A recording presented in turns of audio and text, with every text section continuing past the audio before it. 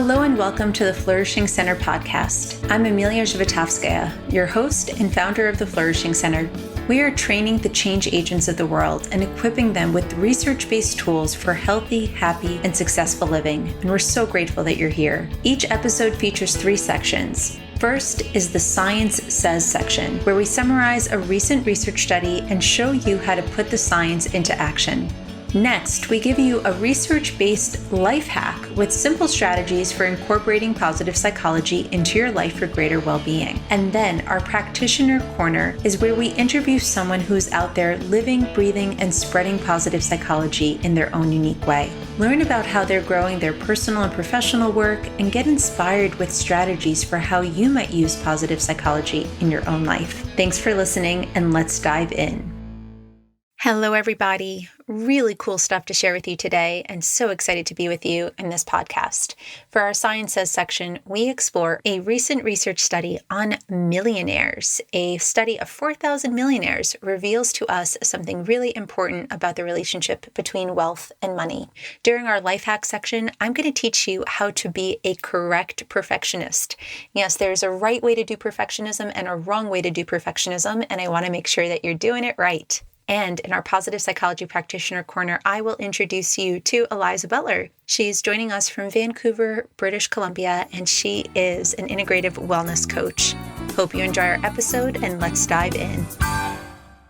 People tend to think that money is related to happiness, but does greater wealth actually equate to greater happiness? And if so, how much money is required? Researchers have been exploring this question for a long time, and a recently published study explored 2 large and unique samples of millionaires to answer this fundamental question about the relationship between money and happiness. One of the key things is that in the past, when this question had been explored in research, the scientists did not differentiate between the millionaires that they were studying and asking the question, how did they come across their fortune? Did they earn it, or did they inherit the money? This is exactly the study that was conducted and recently published in the Journal of Personality and Social Psychology Bulletin.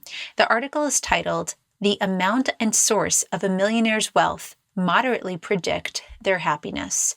Researchers explored more than 4,000 millionaires and revealed 2 primary findings. One is that they found that a high level of wealth in excess of 8 million and 10 million was associated with a greater increase in happiness. However, lower levels of wealth did not have that same correlation. The other thing that they found is that even when controlling for total wealth, those who had earned their wealth were moderately happier than those who had inherited it. Again, this is a key factor because in the past, when wealth was studied in relationship to happiness, they did not take the time to differentiate between those 2 groups. So this study is the first of its kind that is suggesting that there are variables at play that we want to explore. In particular, that sense of self-efficacy and pride that comes from effort over time. I don't know about you, but I've definitely have been one to say, well, if only I could just win the lottery. Or myself having had been raised as a child of an immigrant family. We came to this country when I was 5 years old from Kiev, Ukraine. My parents had very little that they came over with. They dropped a life of being fairly upper middle class to start a better life for their family. And there have been many times where I've looked at other people who have inherited wealth and wished to be in their position, or wished that I could just have it come easy because I had to work so hard. And this research makes me think of the importance of emphasizing effort and mastery and goals and giving people a sense of purpose to work towards something regardless of what their financial position is. We know that one of the fundamental things that there is to being human is that we are hive creatures, just like bees that belong to a hive. We are wired to be worker bees. That doesn't mean that we all have to do manual labor or work for a queen bee. But what that does mean is that we feel a great sense of fulfillment when we are active, when we are contributing, when we are making things happen. And obviously, if a person has inherited wealth, they can do that. They can work very, very hard towards something. But the type of happiness that might come from having had started something from scratch or put the effort in over time is an interesting area of research that's recently been highlighted. So I hope this research article gives you food for thought. It's given me food for thought as well. And if you're interested, check out the full article. Harvard Business School actually offers the whole full text online if you Google it. Thanks for listening, and on to our life hack. Today's life hack is all about how to be the right kind of perfectionist. Now, I know what you might be thinking. I thought that all forms of perfectionism were dangerous to our health and well-being. And I want to share with you a concept that was shared with me by someone who received this from someone else. So this is a third degree of separation, but it's such a powerful strategy that I needed to share it with you. My dear friend and colleague, Eliza Butler, who just published a book on how to wire your brain for confidence. It's a science-based approach to eliminating self-doubt, quoted the work of Alice Domar from the Domar Center for Mind-Body Health. She's the executive director over there. And she said that it is okay for us to want to be perfect. It's just not okay to expect ourselves to be perfect. And I've been thinking about that statement over and over again for the past few weeks, thinking about just how profound it is. That yes, we can strive for perfection, but that's not the same as expecting ourselves to be perfect. And it's the expectation that always gets us into trouble. And there's a whole field of cognitive psychology that focuses on the concept of insane sentences. These are insane things that we say to ourselves, like, everybody must love me, or everything I do must be perfect. And that is where we get into trouble. So it's not wanting to be the best that you can be. It's when that striving turns into expectation. And this is beautiful for a type A personality, Capricorn like myself, because I do strive to get better and better. And I love the sense of mastery that I can get when I hone my skills or when I take a good product and I make it better and better and better. But when I expect myself to be perfect, it's when I become critical of myself or judgmental of myself. And this is what I found for many of my clients as well, that we can reap the upsides of perfectionism when we strive to create that type of excellence. But it's the judgment and expectations that set us up for failure. So I hope you take an opportunity to reflect about that in your own life and use this simple life hack to say, how can I strive for perfection? Want to make things great, but not expect myself to be perfect. Thank you, Alice, and thank you, Louisa, for sharing your wisdom with me, and I'm grateful to be able to share that wisdom with you all. Thanks for listening, and on to our Positive Psychology Practitioner Corner. Hello there, everybody. I'm so excited to have our next guest with us. Eliza Butler is joining us from Vancouver, British Columbia, where she has recently moved to. She's actually from California, and she is a integrative wellness coach who specializes in anxiety and negative self-talk. Something you might not know about Eliza is that she is an avid skier, and she got to experience the epic amount of snow that they've recently had in Banff this past weekend. I've heard they had, 60 inches? Is that what it was, Eliza? Yeah. In Whistler, it was I think in the past 7 days, the equivalent of 75 inches, really, really crazy. Wow. It must have been epic. It was. Yeah. Yeah. On Saturday, it was crazy. Well, I'm so grateful to have you here to be able to talk about what you do in the field of positive psychology and integrative wellness coaching. I'm sure that many of our listeners would love to know even what is that all about. So get us started with more about your background and what brought you to this work. Yeah.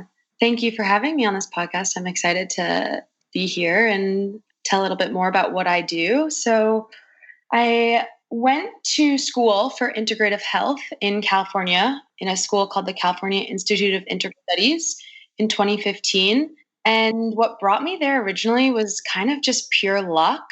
I graduated from undergrad with a psych degree from Middlebury College in Vermont. And I was kind of just lost after graduation, honestly. I just didn't know what I wanted to do. A lot of my friends were getting big corporate jobs in New York and Boston, and that didn't really feel right to me. And so an opportunity came up to actually ski bum in Park City, Utah, that I took immediately, just kind of okay, any chance to not go into the real world for a little while longer. And through that experience, I really took the time to think about exactly what I wanted to do and who I wanted to be, and just happened to, I was looking up schools for grad schools, for post-psych degrees, in counseling, I was kind of looking into like nutrition and physical therapy, that kind of stuff. I've always been very active. So I was like, okay, maybe I can incorporate some movement into that. And I just randomly came across this school, the California Institute of Integral Studies in San Francisco, and it just spoke to me. And I was like, you know what? I'm just going to apply and do it and go for it. I don't really know what integrative health is, but it sounds really awesome and amazing. And I ended up getting in and going, and it was life-changing. So it was all about, the mind, body, spirit approach to health and healthcare. It was more of a management degree than clinical. So we got really into a little bit about policy, but more about just all different types of healing modalities, as well as getting certified in wellness coaching, what I do now. So it was just an amazing experience. That's so awesome, Eliza. And how did you come to positive psychology? A friend of mine from school had done one of the really early CAPs in New York, and she recommended it completely. She found out that there was a CAP in Oakland where I was at the time, and I just kind of got in touch, started reading more about it. She was so knowledgeable about all these amazing tools and tips, and she would just bust out these like amazing exercises out of seemingly thin air. And I was like, how did you come up with that? And she's like, oh, like CAP, it's amazing. You have to do it. And so I just ended up signing up and really, really just so grateful for it because it was such a good complement to my schooling, my grad schooling, and I use it all the time in my practice. So it's been really, really an amazing experience. Oh, that's awesome, Eliza. Well, we're so grateful that you joined us and you're now part of our growing community of graduates and change agents. And I know that many of our listeners are curious as to what integrative wellness coaching is all about and what kind of things do people come to you for? I just, from personal experience, really in grad school, it was really, you really have to find your niche because it is such a broad topic. Integrative health can be anything from helping someone with diabetes to helping someone really overcoming like an emotional traumatic experience in life. So it's really full range of the spectrum. And so it's important to kind of find your niche. And they say, as a wounded healer, quote unquote, you kind of pull on your own experiences in order to help others. And I have, for as long as I can remember, suffered from anxiety and really bad body image issues and negative self-talk, and really struggled throughout college with all these things and not really knowing how to solve them. So my own journey in coming to what I do now was really, really helping myself and growing and healing myself before I felt like I could heal others. And so I work with people now really struggling with anxiety and negative body image, confidence issues, and just all sorts of varying degrees of stress and the negative self-talk that often arises from external pressures and just feeling like you're constantly trying to validate yourself from external pressures and just the external world. Wow, that's such an incredibly important way of working with people. I just can think of so many people, myself included, that have had to struggle through our own life experiences, just figure out how to navigate that. I think most people go their life not even realizing that they have self-talk, nor that they can question their self-talk and redirect it from being negative to being more positive. Can you tell us more about some of the strategies that you might utilize with a person when they're experiencing that? So a lot of people come to me feeling very stuck in their self-talk and just very stuck in their lives. They're kind of in a job and don't really know, they're not really feeling fulfilled and feeling like they should be happy, but they're not. So actually, one of the first exercises I do with most people is the best possible self exercise. And I have people go home and do that every day for, 10 to 15 minutes a day to just really, really hone in on what exactly it is that they do want. And then from there, I'll kind of personalize each person's exercises that they do. A lot of it is pulled from CAP and what I learned from CAP. The 3 good things exercise is another big one that is easily implemented into people's lives. So I try to keep it pretty simple. I talk a ton about mindset and really, really trying to switch and build that curiosity around more of a growth mindset. Because that's ultimately, what we're trying to do here is switch people's mindsets. That's awesome. I'm curious if you can give us a little bit more detail about each of those exercises for people who are on the line might not be familiar. What is the best possible self intervention? And if a person wanted to try it out, what would they do? Yeah. So the best possible self is an exercise, and it's best done just 10 to 15 minutes. And it's kind of like I explain it as a stream of consciousness almost, of like, in 6 months or a year or however long or however in the future you want to think about this, what is your best possible self? How do you imagine your best possible self in that time frame? And really just not even thinking about it, just writing. Maybe it doesn't make sense to anyone else but yourself. That's okay. Just writing down that goal for 10 to 15 minutes a day. And I think, and Amelia, you can correct me if I'm wrong, the research says that if you do that every day for 2 weeks or something, that it actually has been proven to increase happiness and increase levels of motivation and your ability to believe in yourself a little bit more. Yeah, absolutely. Exactly that. That the researchers who identified this intervention, Laura King and colleagues, had people just do a very simple process, writing about themselves at their best for that 20 minutes, which I think some people go, oh, that's just such a simple exercise. How could it possibly increase people's happiness and well-being and confidence? But it actually is a significantly long period of time to write about something. And the reason I love that you utilize that with people is I think so often people spend a lot of time thinking about what they don't want. They don't give themselves the time or the bandwidth to actually ask themselves, what do I want instead? Exactly. And what about mindset? So what is growth mindset, and how might growth mindset versus fixed mindset impact the way a person thinks about themselves and their body? So the mindset thing is huge. You get clients who come in and say, I've always been this way, or I'll never be where I want to be. And as a coach and after the CAP training, you really kind of get cued into those statements, because those are very fixed statements, right? Of like, I'll never be, or I'm not. And really, really starting to dive into more of a curious mindset. It's, maybe you're not this way right now, but the yet piece. And I always say, you're not that yet.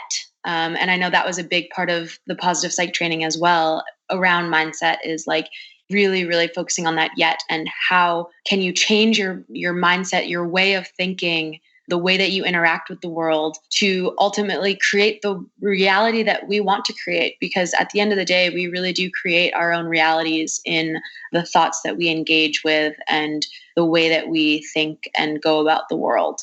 Yeah, that beautiful magical power of yet. So I don't have that yet, or I can't do that yet, as opposed to just the statement that we get so discouraged by, which is, I'm not there and things will never change. I could see how important that is for wellness coaching. Yes. And another thing that I really work with my clients on too is, I forget where I heard this, but it's an amazing way of it's called the when I haves. So the idea of, when I have this promotion, that's when I'm going to be happy. Or when I lose 5 pounds, that's when I'm going to be happy. And when I have this, that's when I'm going to be happy. And when I, take that vacation, that's when my new life is going to start. And really helping clients shift that mindset of like, you can be happy right now in this moment. And I think that's where a little bit of the mindset plus the mindfulness piece comes in that maybe we can talk about. But, really, really honing in on, how can we change your mindset, your way of thinking, instead of just thinking about yourself in the future, you right now in this moment? It's such a vulnerable thing for people. I find, maybe you've experienced this too. It's like, I can just be happy. I can just be satisfied. I think so often people fear that, let's say with their body, that if they accept their body as it is, or I'll be happy when I lose 10 pounds. And it's like, well, actually, if I am happy, maybe then I'll lose the 10 pounds, because oftentimes the reason I'm not letting myself lose that extra weight is maybe because I am unhappy and I'm seeking food as comfort. So to flip the equation away from, I'll be happy when I lose 10 pounds, it's be happy and then I will get the outcomes that I want, or accept myself as I am right now. I find that so many people just feel vulnerable in that process. And so they think that they need to have something, or they won't let themselves be happy until they have that thing. And that can definitely be challenging. I had a client the other day who has been really, really struggling with a sugar addiction and eating a ton of sugar and really getting down on herself about it. And she came to this amazing realization that everything else in her life is seemingly, and she feels so happy in all other realms of her life, that she's almost creating this obstacle to get around because she's afraid that if everything is going too well in her life, that, the other shoe will drop and something really bad will happen.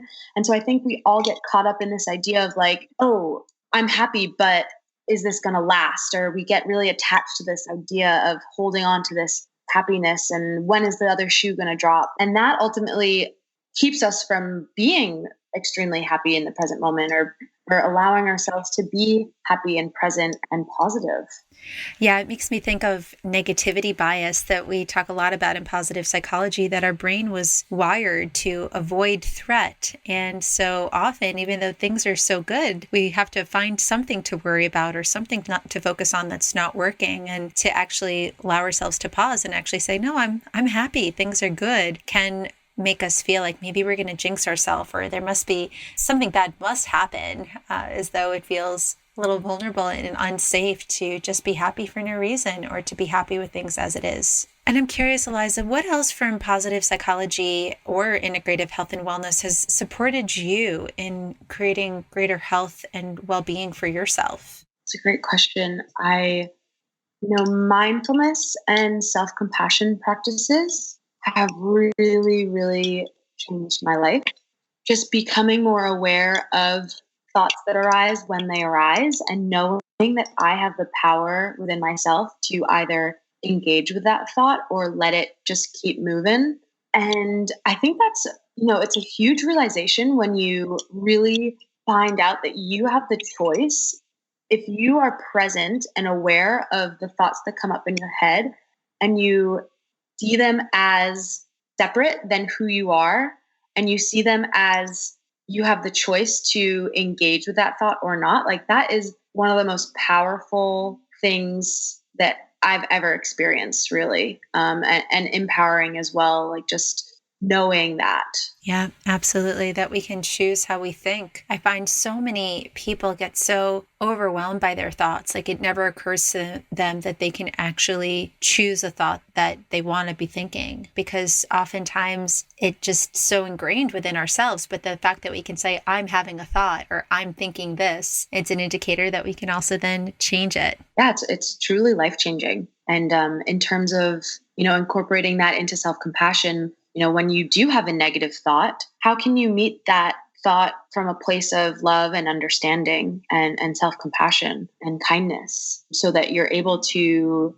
be with that thought and then decide how to move forward from that thought? Yeah. Yeah. And so often we do the opposite with our thoughts, right? We are judgmental, or we're critical, or we just get angry at our own thoughts. And very rarely are we kind to ourselves. I was just talking to one of my clients, and she was talking about how her inner critic is just getting the best of her, and it's stopping her from doing the things that she wants to do. And she was so annoyed at herself. And I was like, wow, so what I hear you saying is that your inner critic is really worried about failing, and it's working very hard to protect you. And she was just like, oh, yeah, that's such a different way of seeing the situation than the way that she was traditionally looking at it. Right. Yeah. And that goes back to the mindset is really shifting that perspective. That's beautiful. Many of our listeners know that one of the big things we emphasize at the Flourishing Center, and is the foundation of the course that you went through, our positive psychology practitioner training, is we say that self-care is healthcare, and that self-awareness, self-compassion, self-care is the model through which we flourish and we thrive. And I'm curious, what are some of the self-care practices that support you in being happier and healthier? Really taking from the PERMA model, really making sure that I'm focusing on all aspects. So whether that's making a really, really nice dinner with my boyfriend in our apartment and staying in on a Saturday night because maybe I need that sense of connection and hominess, or on the opposite end of the spectrum, maybe I've been super introspective working in all day and I need to go out with friends and go out to dinner and be social.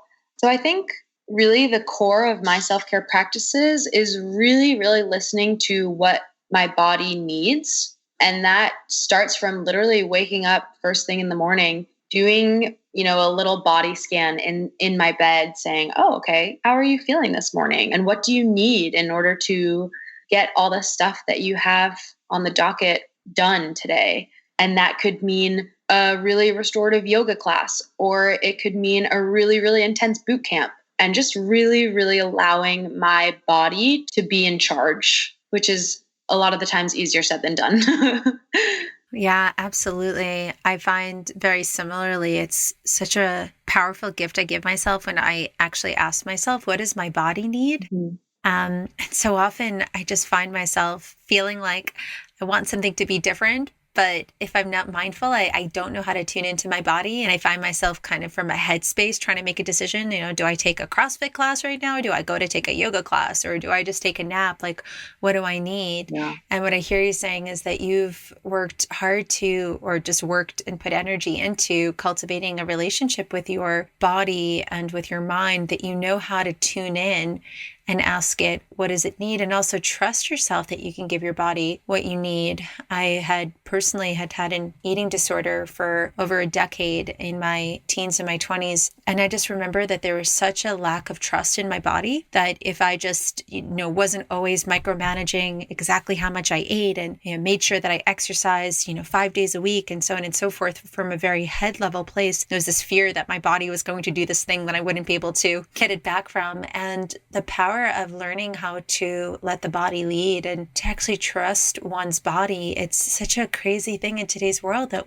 most of us don't trust ourselves. Yeah, it's really a powerful thing when you realize the intuitive wisdom of the body, and when you just, like you said, trust it. And it is a process, and there are tools that we can do to enhance that, meditating, self-reflective journaling, working out, doing yoga, all these types of things that we talk about all the time. That's ultimately, at least in my mind, the goal is to really bring ourselves back into our bodies. Because like you said, in our world today, we're constantly living in our heads. We're constantly checking off the to-do lists and living in kind of that prefrontal cortex of the brain, the executive functioning part of the brain, when really, getting back into our bodies is at first very uncomfortable because we're just not used to it, right? But over time, it actually will get us where we want to go and where we need to go. That's beautiful.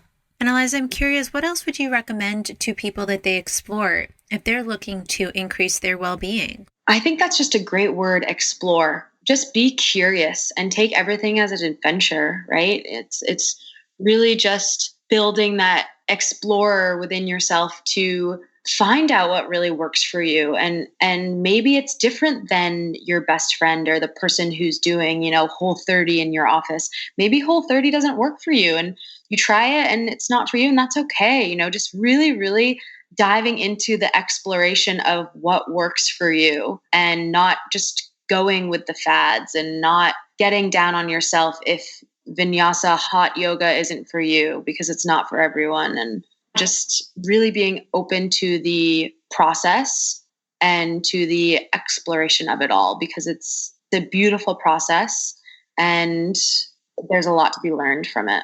It's beautiful. And I usually ask our guests on the line if they have any words to live by or guiding principles or like an ethos for life. And I almost feel like that might be yours. Is there anything else that you would add that are key concepts that help you show up in the world the way that you want to? Well, yeah, my sort of tagline for my coaching business, and this isn't a plug by any means, but it's live where your feet are.